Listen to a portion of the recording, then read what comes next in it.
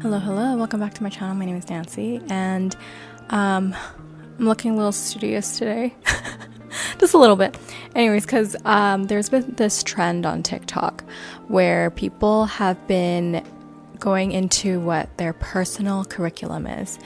I don't know if I want to call it my personal curriculum, because curriculum implies that there is structure and like time frame, as well as like, a weekly progress, like an actual school semester or term.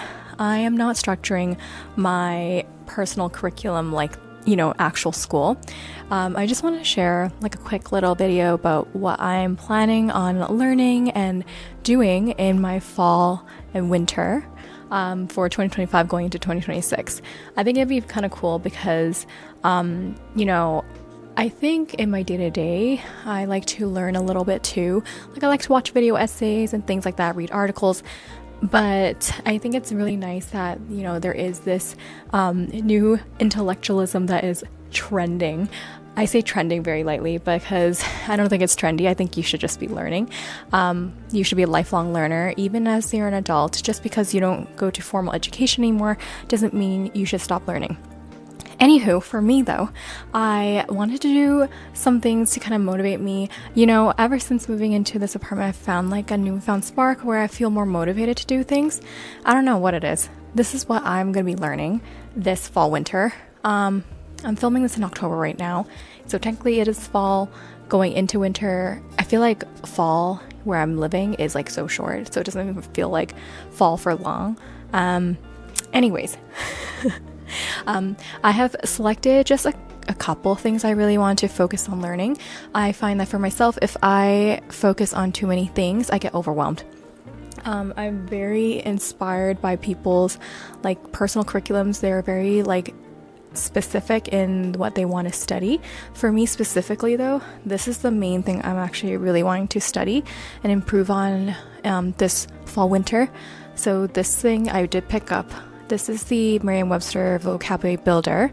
It's like $10 Canadian. It's quite cheap, very affordable as a lesson. Essentially, I want to improve my vocabulary. This describes words and like etymology and like prefixes and suffixes so that your vocabulary can expand. So for example, I know a lot of people have shown this book before. If you haven't seen it, I'll show you. So for example, they split it into units, and there's actual like quizzes and tests in here to actually apply your learning. So I have my handy dandy notebooks, which I'll be studying with. I love having the feeling of like having notebooks and like taking notes, I wasn't a great student in university, but I feel motivated now. If it's a subject I'm interested in, I'm very motivated to learn. The main reason I really want to expand my vocabulary is because I was reading a book, and it wasn't a really difficult book to read, but I found that it used a lot of Old English, which I find that, lately I have been reading a lot of modern English text and books and novels, which are quite easy for me to read. My language is very simple. I don't have an expansive vocabulary, but yeah, I found that I was struggling. Literally, I had to stop myself every few paragraphs because there was a word I didn't understand. Considering English is like one of my first languages, I was very like stumped, and I felt like, oh my gosh, this is not a fun reading experience, having to stop every few paragraphs or like whatever just to like look up a definition, and I want to expand my vocabulary, so I don't have to do that as much. Piggybacking off of that, I actually have these books. I actually bought these a long time ago and I never read them. So I have all of Jane Austen's books, minus Sense and Sensibility, because my friend borrowed it, but I don't have it, and I think it's in storage, so I don't think she has it with her. But anyways, I will be getting Sense and Sensibility. I have a specific reading order that I'll be reading this in. This is quite a few books. I know that the English in here is older English, is classic literature, so I'm very, very interested in reading this. I know I'll take a little bit longer than I typically would for regular books, but I think it'll be a nice study of Jane Austen, essentially, because I wanted to delve into more classical literature, because reading modern like texts and modern fantasy, modern nonfiction, that's all great and stuff like that, but I kind of want to learn and challenge myself. So I'm starting off with this. I feel like this would be a great start because I have like a lot of different classic literature kind of books that I do actually really want to read, but I kind of like dip my toes in this first and see if I can even handle it. But yeah, I feel like I just want to be a little bit more well read, and I really, really aspire to kind of get more references. A lot of the times in media, we use a lot of like references like Frankenstein and Dracula, but I've actually never read them, like Count of Monte Cristo. There's so many things where I don't get the references. Not to say that just because you haven't read it, like it's like the end of the world, but I would love to know why people use these as references in like, modern media and in media in general. It's just, I want to just know more, I think in terms of books, I told myself I wasn't really going to be buying books anyways, like physical books, because I have like a Kobo, like an e-reader, but I do love the feeling of flipping through a book. It's so nice.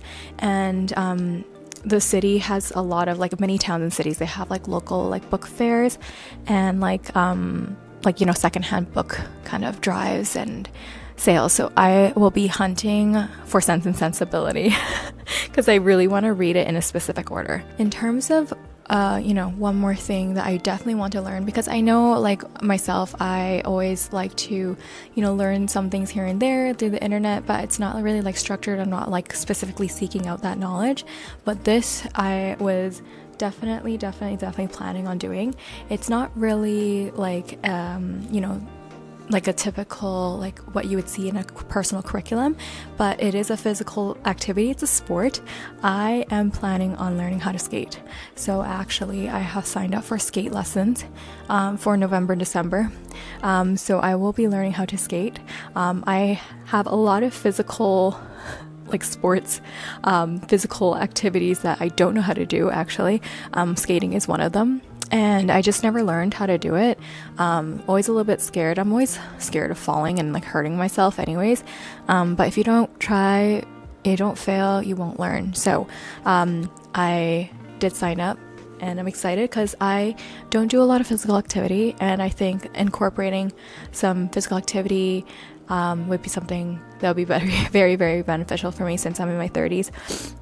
I definitely need to strengthen my muscles. Why skating is because, I love watching figure skating. I'm really inspired and I was always so jealous. I was like, oh my God, I wish I could do that.